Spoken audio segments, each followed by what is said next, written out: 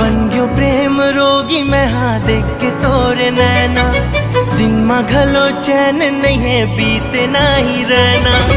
बन गयो प्रेम रोगी मैं हाँ देख के तोरे नैना, दिन में घलो चैन नहीं है बीते ना ही रहना। आके देख एक बार मोला तोर इंतजार, तोर लेकत का है प्यार कैसे करो इजहार। गोरी आके ते मोला बताना, जरा प्रेम के गोठ समझाना। ऐसे तो मोर मन हा गोरी तोर होगे ना, ऐसे तो मोर मन हा गोरी तोर होगे ना। कैसे मैं कहा मोला प्यार होगे ना, सागर के मोती जैसे तोर नैना, सागर के मोती जैसे तोर नैना। कैसे मैं कहा मोला प्यार होगे ना, कैसे मैं कहा मोला प्यार होगे ना।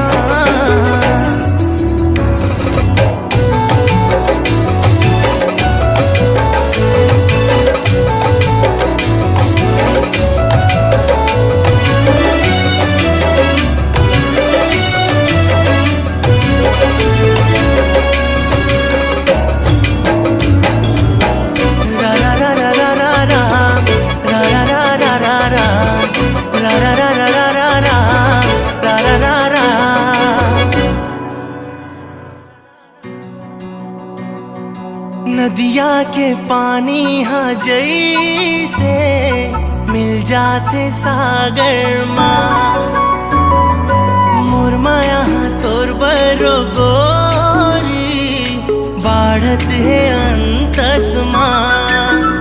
मोर जिंदगी के तहा ठिकाना, मोर जिए के तहा बहाना।